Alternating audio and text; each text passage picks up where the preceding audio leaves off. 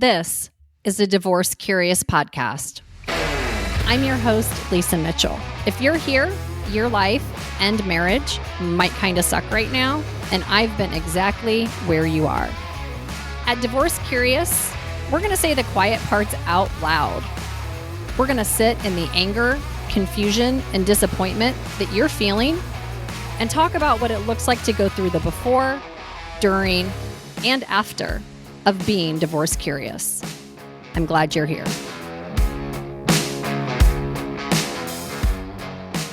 Welcome to the Divorce Curious Show. I'm your host, Lisa, but who cares about that? Because I am here with Steph. And I'm trying to think of the right words, right? Because I know that there is a story coming your way that you're going to find interesting and probably a little unique and probably going to leave you with some like holy heck moments, if I had to guess. So Steph came on my radar. We have a mutual friend. We got to go watch a really cool balloon show together last year. So we've had some mini adventures, but I'm going to cop that like you're kind of a new entity to me, Steph, on the life scale of things. So other than a mutual friend saying you're going to love her, she's amazing, and oh my God, does she have a story? Which I'm like, oh, I'm in. Right. So I'm joining as a curious listener today, I feel like, but welcome to the show. And thanks for spending some time here up in the penthouse studio with me. Thank you. Thank you. So I am Stephanie. I have been divorced for 4 years, married for 10, and I'm excited to share my story today. I would love to know, again, like I'm so curious about all the things with you because you have such a calming presence and such a huge amount of self-assuredness. And again, by both testimony and evidence, I know you're a total badass in how you manage your life and how you raise your kids. So I'm very curious how your story unfolds, because I know that there are some, shall we say, plot twists, right? And like every divorce, I feel like comes with its own unique character arc and discovery path. And very few of them are boring. But I also know that you have been tested and presented with some really interesting and unique circumstances, I think, than maybe what people would expect or maybe necessarily have heard before. So I'm going to kind of just open the space up for you to unpack, because I know you said you were married for 10 years and have been divorced for about 4. But I'm curious to know, because there's always a before and after, right? Yeah. So can you kind of tell us what your marriage looked like, we'll say before, and then kind of that inflection point, we'll call it, and then how it evolved? So my husband and I actually met online before it was cool. Gosh, I want to say 2007. Oh, wow. Oh, yeah. You were like online dating pioneers. Long time ago. Yeah. Back in the olden days. So we met online and we started dated for a few months. He broke it off for reasons that were unclear and then came back 6 months later, which I've learned since that's a red flag, my dear. But don't we get so wise as we journey forward? Truly. And I'm grateful for that wisdom. But came back 6 months later, said, I made a mistake. I'd really love if you could give me another chance. And so we began dating again. And just to back it up a little bit, we both were pretty religious at the time. So I grew up in the church. He grew up in the church. His father was a pastor. And so that's definitely an element at play in all of this story. But part of that is it's really common to get married quickly. And so I want to say within a year, we were married and had bought a house. I mean, everything moved very fast. Yeah, you were doing life together. Yeah, I was ready to jump in both feet. And we did. So we bought a house, we got married, and within like the following year after we were married, pregnant with our first child, and then we were just rolling. I mean, we were selling houses, buying houses, renovating, having kids. I mean, we were just full speed. But we were really close. We were best friends. We really enjoyed each other's company. We like to watch the same things on TV and do the same things. So I kind of, looking back, I'm like, wow, we really now I connected. see some dots that I should have really paid attention to. But yeah, I mean, it's difficult really in those circumstances to have had it end the way that it did because we really got along well. We really enjoyed being together and there really wasn't much conflict. Felt very simpatico, very easy, very aligned. Like all the very things that aligned, everybody talks about alignment and how important it is to be aligned with your partner and to track throughout your marriage and have common interest. And it sounds like check, right? Very much. Yeah. And not just on those little things, but our values, what we want. We were both motivated people. We both wanted the same things out of life. So yeah, I mean, everything checked off. So, and then and then dun dun dun, because it sounds really great. It sounds like you should be hitting 15 headed towards 20 right now based on that. One would think. So after about, well, I'm going to back it up a little bit. I'm going to be completely honest here. So we were married for about 4 years, and just after the birth of my second child, he came home after being at the gym and said to me, like, he was so upset, and he said, I have to tell you something. I'm so sorry. And he was just bawling. And he said, I am attracted to men as well. I think I'm bisexual. I had an incident with another guy at the gym. Oh. And I was just aghast. I could not believe, I mean, I had no idea. Of all the things you would have expected to be disclosed, that probably was not even on the list. Not on my radar. No. And so that was definitely a bomb that dropped. But I think we'd been married for 4 years. We had 2 little kids, and we were just, again, we were knee deep in it immediately. So with that disclosure, we went to therapy and worked through some of that. And to me, I thought, well, if you're identifying as bi, you're attracted to women. We've chosen each other, and if we both want to, we're going to work through this and move forward. So that was 2014. About 4 years later, he kind of grew distant in the period in between. Like, he was a little bit more irritable, a little bit more distant, drinking a little bit more often. I mean, it was just kind of a slow downhill slide. And I want to say it was like December of 2018. We were out to dinner with some friends. And I have to back up here. In those years in between, we would talk regularly. We were very open. Right. We would so talk this wasn't something that a bomb was dropped once. You said, we're going to try to fix this, but we don't ever talk about. Right. No. Okay. No, we talked about it, and we were very, we were very open with each other. And so we discussed it all the way along. And we were out to dinner with another couple and people that we were really close to. And he told them just in conversation, he's like, well, I'm gay. Like, it was within the context of whatever we were talking about, but he had never said that to me. He'd never claimed that identity outright to you. No. Wow. And I was just, again, felt like I'd just been like punched in the face. And you have to sit there at dinner with friends and act like. Gotta grin and eat these tortilla chips and pretend that, oh yeah, this is totally. And how did your friends react? Well, they were surprised, was that new but they information? were supportive. Okay. Yeah, it was new information for sure, but they were really lovely people. They were great. And so they just wanted to be supportive. But I think coming away from it. Did you get the phone call from the wife after yes, dinner I did. of like, oh my God, girl, what do you mean? Oh yeah. She connected with me later and she was like, what is going on? What are you going to do? And I was like, I don't know. I'll check back in with you later. You're like pending. So, yeah. So I'm just going to give the Cliff's notes here. But basically, after that, again, a lot more discussion, around what do you mean by that? Why,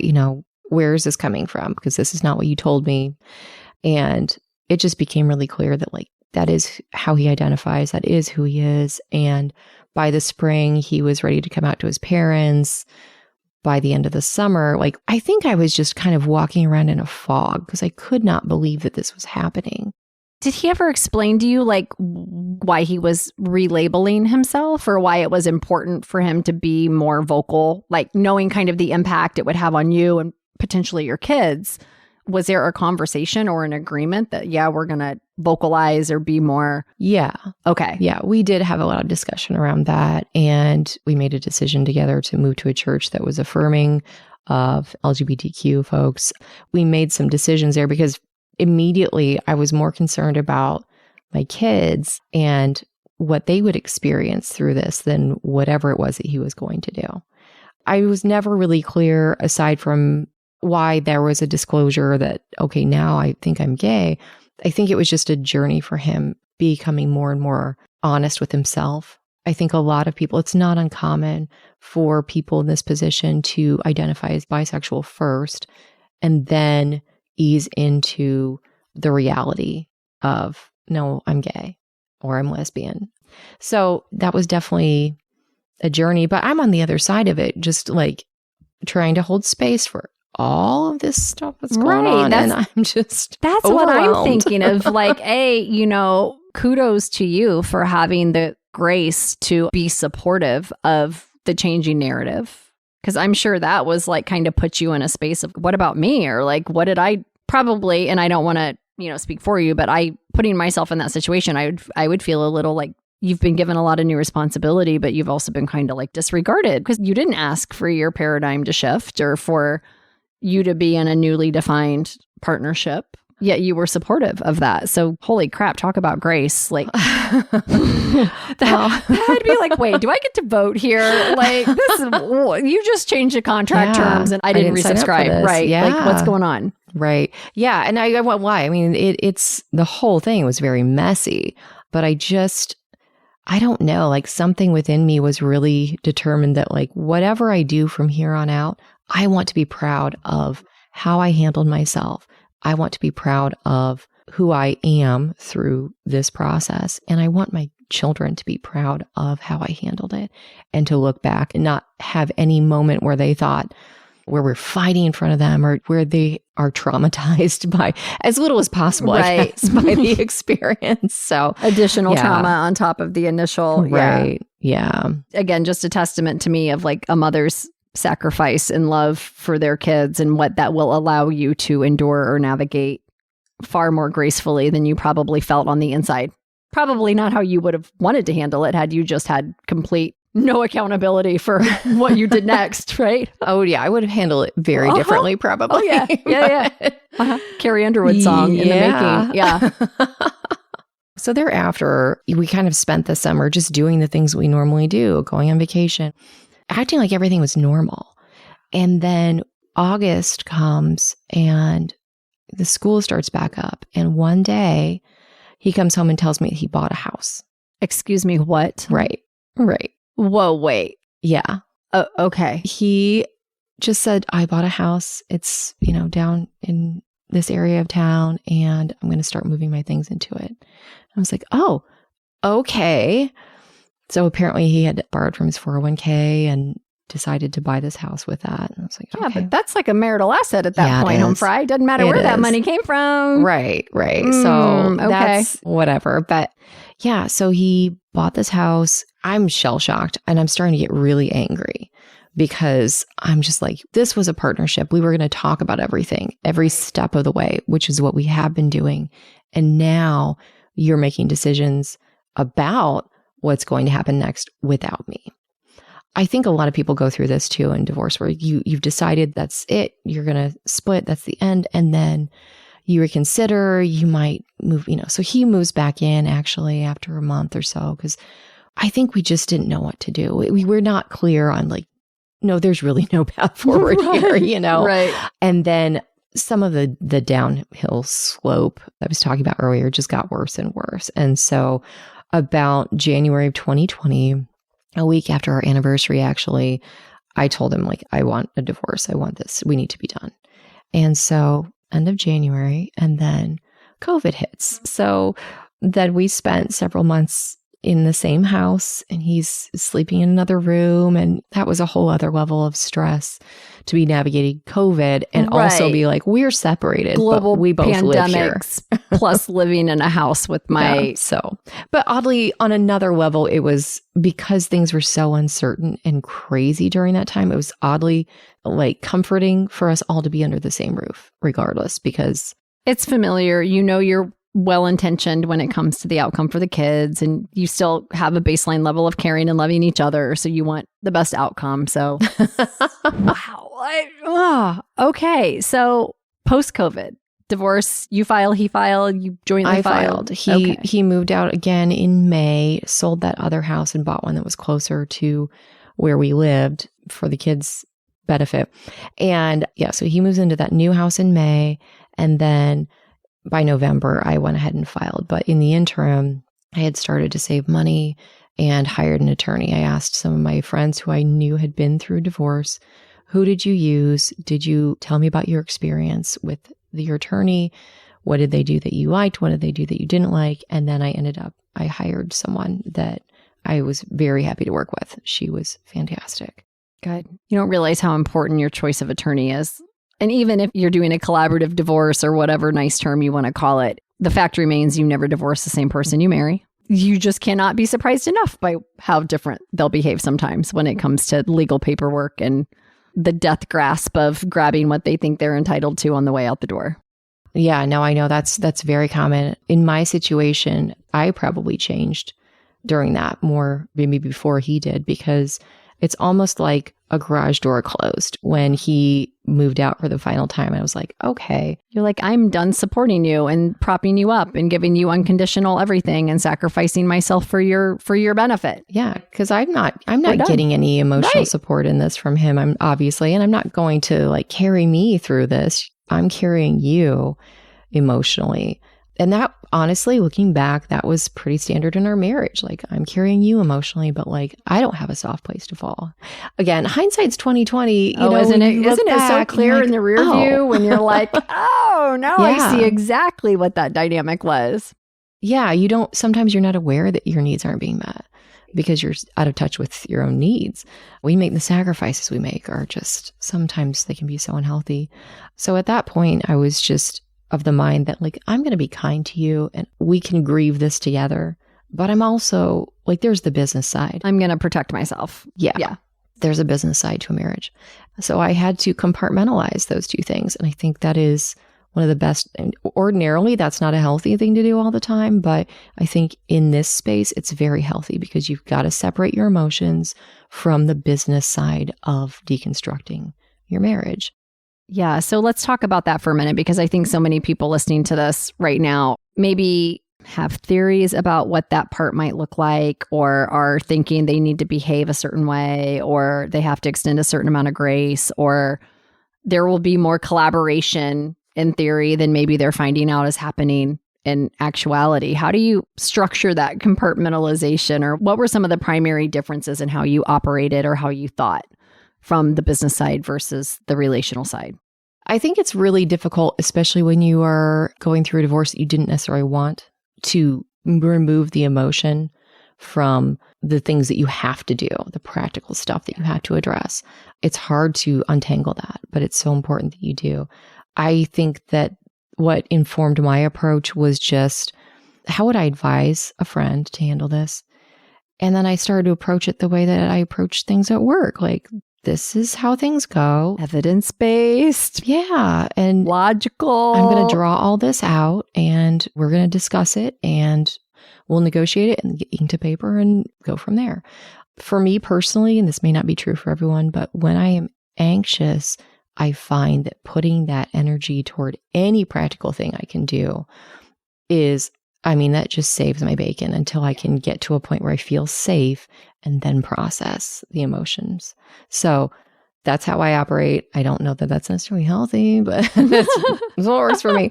And so that is what I did through that. I just thought, what do I need to do next? How do I need to approach this? How can I be fair when it comes to the financial picture, but fair to me as well? I think it's so hard, and I won't speak for all women, but I'll speak for myself. It's hard sometimes to reconcile when you work from a place of being a default mode of sacrificial, or a default mode of collaborative, or a default mode of I'll just give whatever's necessary to keep things moving no matter how depleted I am, to realize that's not your job anymore. The decisions that are made means that you're off the clock. You don't have to operate that way with that person anymore.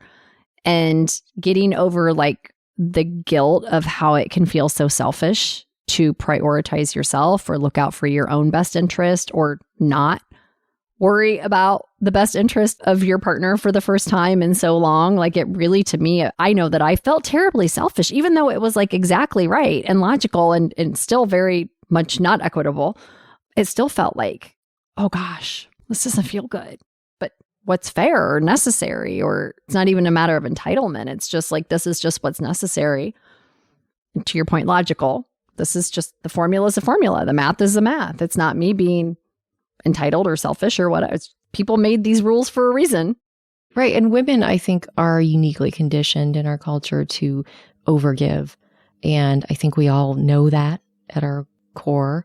And it's, oh my gosh, in times of crisis, we definitely overextend. And so it's really hard to pull back and feel like, it always feels selfish, I think, to put yourself first if you're a woman. I mean, that's unfortunately just the way that we're socialized, but it particularly does when you're in a situation where emotions are high, things are going wrong, and you can't fix it. And to then put yourself first in the middle of that seems like a betrayal on some level. But I mean, it's obviously the best thing that you can do.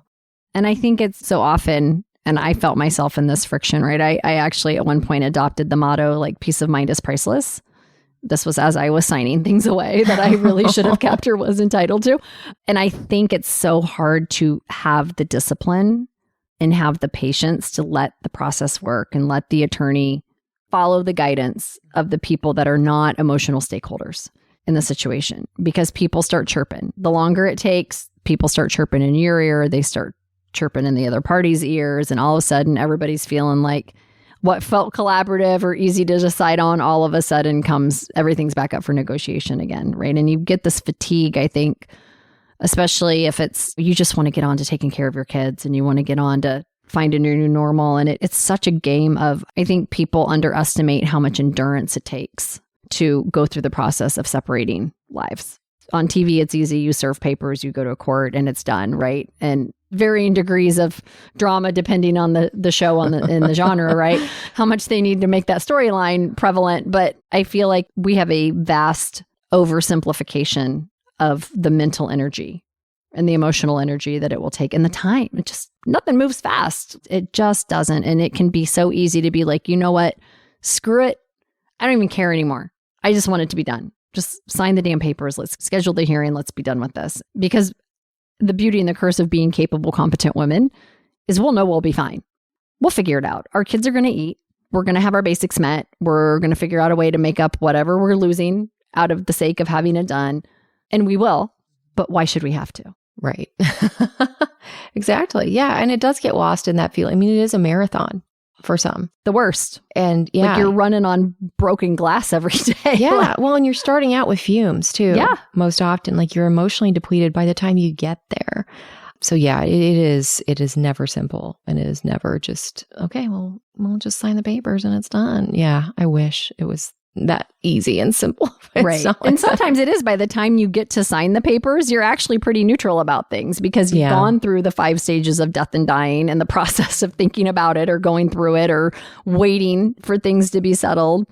We had our hearing, we got our divorce and went out for Mexican, right? Like it was by the time we actually got to the courthouse paperwork side of things, we were like, all right. That's amazing. It's sad that it takes that long that you can go through the entire grief process. Yeah. Yeah. Right. And it be can. fairly neutral by the time the paperwork gets signed. Because again, everybody's journey is different and not every relationship allows for that type of neutrality to set in. But we didn't have any major grievance. There wasn't abuse. There wasn't infidelity. There wasn't, right? So I think if you had a highly charged incident or discovery or complex set of circumstances like you did, it would be a lot harder to sign paperwork and go to Mexican.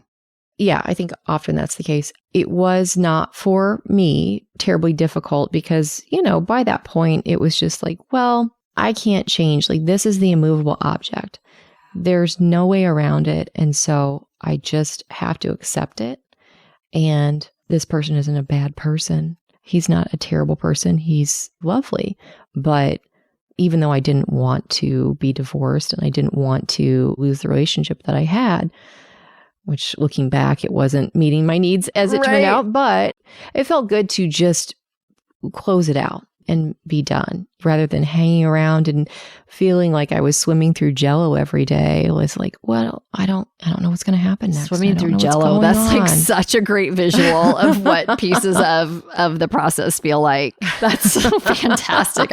My Jello is green, by the way. It's just the picture. I'm a very visual processor, and I'm like, I'm in green Jello. That's interesting. I hate lime Jello, which would make sense of why it would be so unpleasant to have to swim in it. Oh, yeah. So tell me a little bit about the after. The new normal. The new normal has been great. One point that I did want to make that I think this is my advice I give to everybody who is approaching this before I move on to the after, just practically, when you hire an attorney, you have to keep in mind that they are there to serve the business side of the marriage. They're a professional. You cannot use them as therapy. You cannot call them up and go, like, the best thing you can do is chart out what you want the outcome to be financially before you even have that first intake call.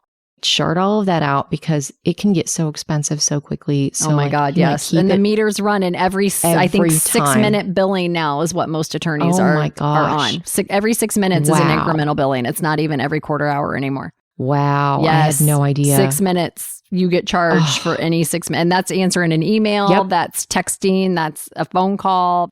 The meter's always running. That is such an important point. And so I think it's really, again, in that separation of emotion from breaking the financial implications of it down, you have to keep those separate because it will get expensive for you if you are calling your attorney and going, they'll let you talk as long as you want to. Today. Yeah. They will. Yes, they will. They'll create as much space as you want to pay them to create for you. And that's not a knock on attorneys. That's just the business model. So at the same time you hire an attorney, hire a therapist if you haven't already. So you can just push those two things apart. Talk to your therapist about what he did this week and talk to your attorney about... Because they have a fixed rate. Exactly. You know how much time you have to unload on your therapist. Right. And they'll be a little bit more helpful in that department. And they don't charge $400+ an hour for the most part. Hopefully not. So the after has been... Initially, the after was difficult because that's when it was really... The anger over everything was really hitting me. And I just thought, how has my life come to this? How did I get in this situation in the first place? And I was so mad because I just thought, how could you pull me into the closet with you? I had no idea. And then you gaslight yourself to be like, well, was any of the good stuff even real? Or was it just a storyline? Was I just an alibi? I made him more acceptable in public?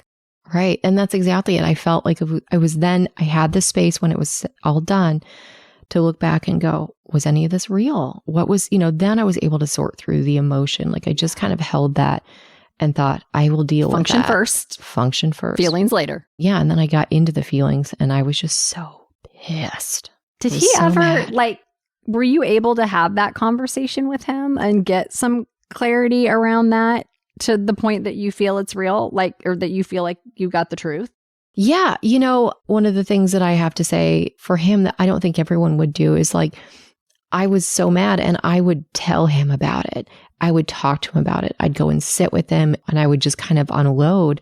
And he was there for it. He, for the most part, he would listen and he would process. And it doesn't mean that we didn't get, in arguments occasionally, but I really feel grateful that I had that because most of the time once, whether it's a divorce or a breakup, you don't have the luxury of telling that person, this is exactly what I think. This is exactly how you made me feel. You're just left wondering to create worst case scenarios in your mind all the time. Right. I was really grateful to be able to continue to have those conversations with him and just ask all the questions WTF? Why any of this? Walk this back for me. Right. How did this marriage happen? What was the point of any of this? Where did the kids come from? What are we doing? How did we get here? Yeah. So, I really had the luxury of processing that with him. And I was angry for quite a while. But through being able to come down off of the anger and look around and go, my life is really pretty good. I have these wonderful kids. I have plenty. I have abundance. I have a great job. Everything else in my life seems to be going really well.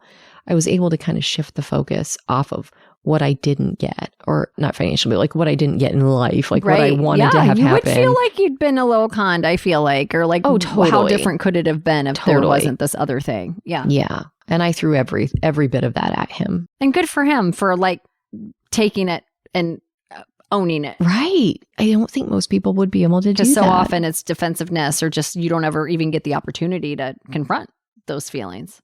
Backing that up a little bit, I think what was helpful for both of us to be able to be those things to each other is that throughout our marriage, we were always big proponents of going to therapy.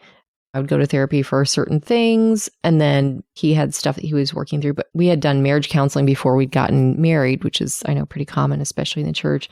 And we just continued to see that counselor every time we got to a point in our marriage where we were at an impasse or couldn't work through something. We would, schedule an appointment and go talk with her. So I feel like that, all of that time spent in therapy really helped both of us to grow to be the kind of people who could handle this the way that we have. So I have to give him all the credit that he really was there for me in a way that most people, I think, would not be at that point. He wasn't washing his hands of this or me. So that allowed me the space to work that out and then refocus on, well, how do we make this the absolute best situation for our kids? Like, this is unfortunate. This isn't what we wanted to have happen. But after all of that, and again, I kept all of this away from their ears and eyes. So they weren't really aware of what we were discussing or like how angry I was with him and all that. They didn't see that.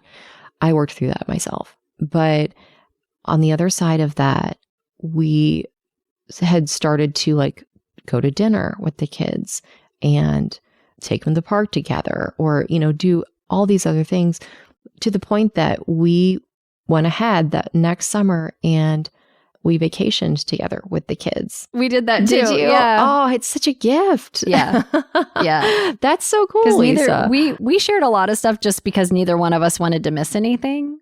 And so by default, our rules of engagement were like, and again, it got harder when she got older and started managing that relationship on her own I wasn't running interference or softening things, right? So, but when she was 3 when we separated. And so there was a lot of firsts to be done. So, we got divorced. He came on vacation with me and my family, and because it was my daughter's first time at the beach and neither one of us wanted to miss it, and would spend the night on Christmas Eve to be there on Christmas. It's crazy what you can have the capacity to do for the benefit of your kids. So kudos to you for both of you being able to continue that collaborative and child-centered way of managing your relationships and your dynamics, because it can be real easy and look really attractive to not do that. Yeah. Well, and to you too. Yeah. Because it's not easy until you start to get into a flow of doing that. And it's those first few times that are hard. And you have to just keep focusing on like, well, my kids are so happy that we're all together. My kids are so grateful that we're spending all this time together. And I often tell my kids now, like when they might complain about, their big complaint is, I don't like having to go to 2 houses. Oh, and understood. I'm like, well, the baby. bag packing and the shuttling back and forth, and I'm at my dad's this weekend, or I'm at my mom's this weekend. Yeah, it's a lot for kids. That bag packing BS is no joke. And I don't want to minimize that, but like out of all of this, that's been their biggest issue. And we live less than a mile apart, so they're not even... I know. But I've told them, I was like, just listen, when you're older and you talk to your friends whose parents are divorced, you're going to realize like you're not getting shipped on an airplane to leave your friends for the whole summer, right? Like, right. You're going to realize like how amazing this was while you were growing up, because it's not typical. Well, I did a podcast episode with my daughter, which was really scary and awesome. And it's great. Because, she's grown, like she's going to be 20 and she's grown and grew up her whole life as a child of divorce. And it was the first time, you don't normally sit down and structure questions for get your kid's point of view on something you were heavily involved in creating. Right. And so it was terrifying, but it was so good. And I learned so much. But that was one of the comments she made when I asked a question about, well, when did you realize like you were from a divorced family, or like, did you ever have judgment from your friends or whatever? And, she made the comment of, well, you guys were both at everything. A lot of people didn't even realize or didn't even really think about it because you got along well enough and you both made the effort to be at things. So it just wasn't like wasn't an issue. You were both just there. And that's And so she realizes how how hard unique that is. Well, and how hard that can be. Still, like 20.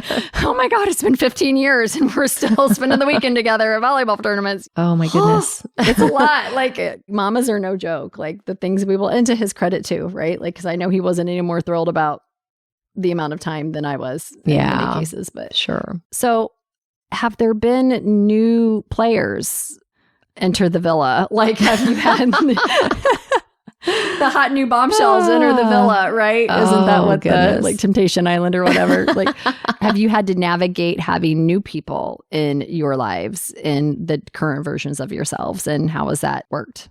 Yes. So he is remarried. I think they just celebrated their 2-year anniversary. Okay. That has gone really well. I have been single ever since. I've dated a little bit, and that has been an interesting journey. We can do a condolences, my friend, podcast on that. And likewise, from a fellow sister that was in the trenches for a long time. Condolences. My goodness, thank you. I haven't introduced anyone to my children, so that hasn't been a factor on my end yet. But Matt's husband, he was also married to a woman, and he was going through coming out at about the same time, I guess. Oh, okay. Timeline.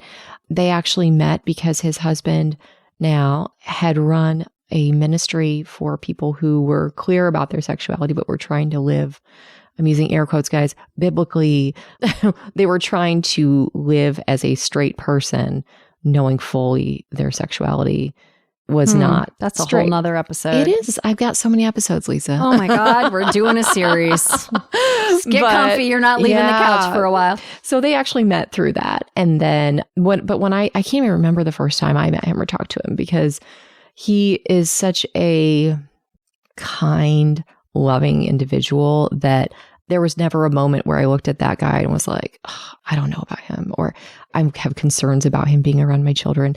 I think most parents feel that way or look sideways. My biggest nightmare, honestly, like my biggest fear, it was at the time, who else is going to be around my daughter, right? Because I knew he would not stay single for long. I knew I knew he would get partnered very quickly, and he did. And to my relief, she is a freaking saint, and I adore her. And it has been so great to not have to worry about who your kids are around when they're not with you, I think is like the greatest gift you can give any single mom. Yeah. Who's co-parenting with someone that, who knows?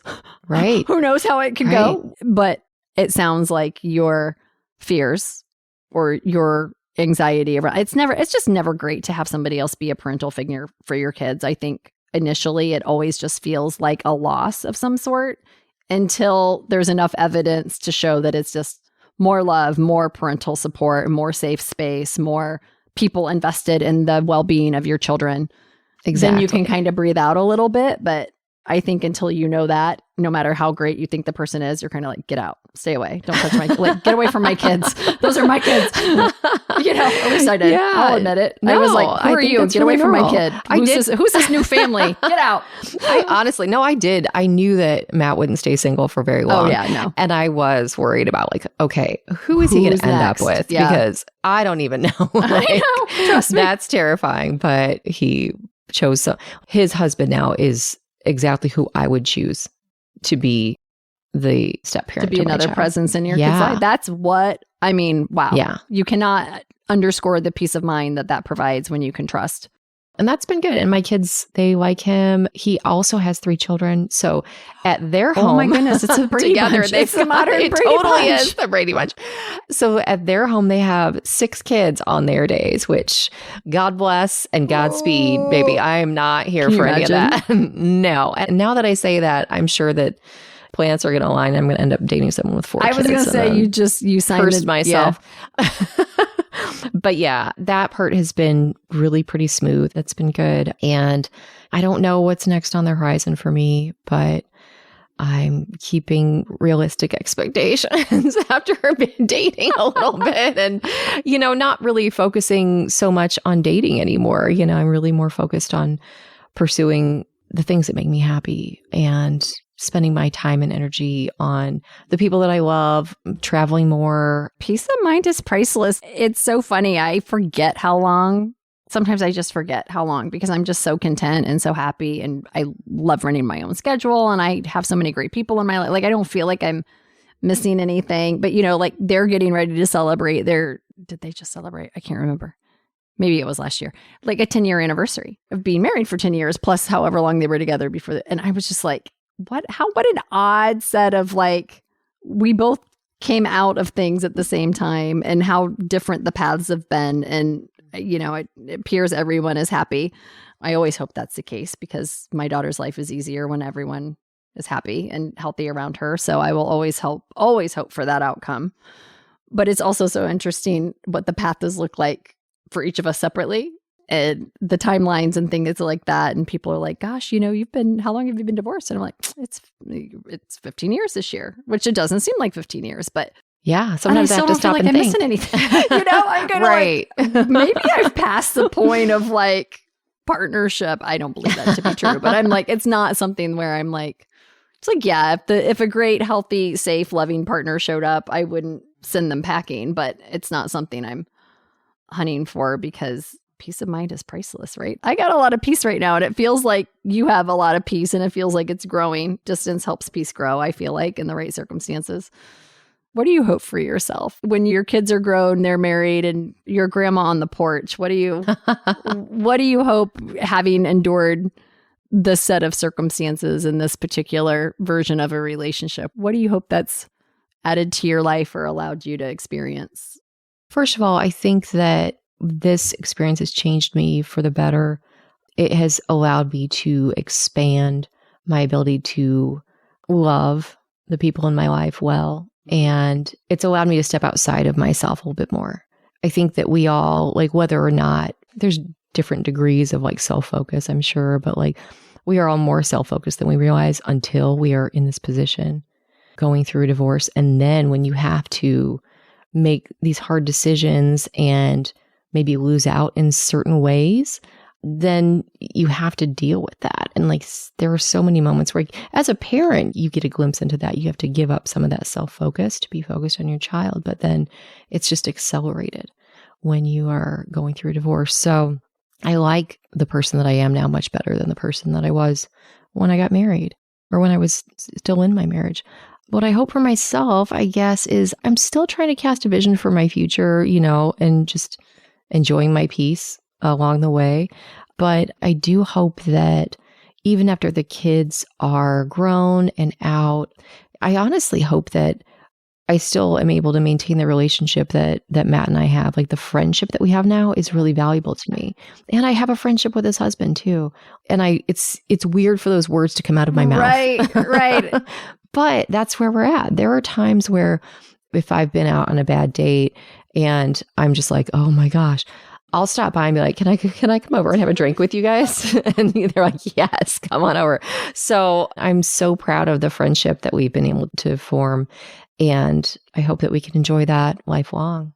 I love that. I mean, I think it's just such a beautiful piece of evidence towards what's possible with grace, but grace via strong boundaries and honoring yourself and loving and appreciating yourself. And I feel like for somebody, if somebody was just looking at like show notes or like the bullet points of what was disclosed here, and then to hear that's where you end up, those are your dudes you can call and debrief a bad date with. Like to be able to go from one end of your story to the other, I don't think that's like, if I was writing a choose your adventure book, that would have been an ending. I wouldn't have thought it feasible. But I think, again, that's just a testament to like your open-heartedness and your willingness to love people and whatever version of truth that they are presenting you with. And that is so damn hard because we're so judgmental by nature. And especially if we've been wronged, which no greater wrong, honestly, in my opinion, than being deceitful in a marriage like that. And so just total respect and admiration for you and your courageousness and your grace and willingness to share a story that I'm sure there's been feelings of judgment and there's like, what the hell? Like, you know what I'm saying? Like, yeah, I have those about parts of my story where I'm like, well, I don't want to say that out loud because that doesn't make me look pretty dumb about that. Like I think that there's that, but I think the more we hear each other's stories and the more, the people listening to this, whenever it reaches them, hopefully it gives them a little bit of courage from your story that they can borrow to do what they need to do in their own. And whether that's being courageous enough to being open to loving someone in a new way, which is real hard when we've already decided that's not something we want to do. But you're like, oh my God, no, I have to love this person and I really don't want to. Fine, we'll do life together. Like sometimes it just feels like that, right? Yeah. But I think you're giving people an example of courage and courageous love. And who would have ever expected the ending? Who would have expected any of it, first of all, but let alone the grace-filled, open-hearted, loving ending that you're able to offer to everyone, to yourself, to your kids, to your ex-husband and their partner. And it could look so much different. It could look so much different if you operated from a different space. I really appreciate that. Thank you, Lisa. I agree. I think that it's always a choice. Like even when it feels like you don't have a choice, you have choices. You always have choices. And so, yeah, that is a choice too, to choose to forge ahead and take what you've been given and make the best out of what remains. And then you're able to add to it. So on the other side of a big pile of suck. And it is a giant pile of suck when you're in it. But there is the other side. There is the other side. If you just give yourself the space and grace, there is always the other side. And it could look drastically different than you ever think possible when you're in the middle of the suck. And I think you and I are both living testaments to how things can look a little better than you think maybe they ever could when you're in it. So I can't think of any better way to wrap this up. So thank you, Steph, for coming on and putting it all out there and sharing your story and being such a beautiful piece of evidence of the power of grace and that you don't have to sacrifice yourself for other people's benefits to get there. You can get what you need and also be able to have those relationships on the other side. And for everybody listening, I mean, I'm sure you had jaw drop moments like I did because I'm sitting across from Steph and I'm like, holy hell, like what?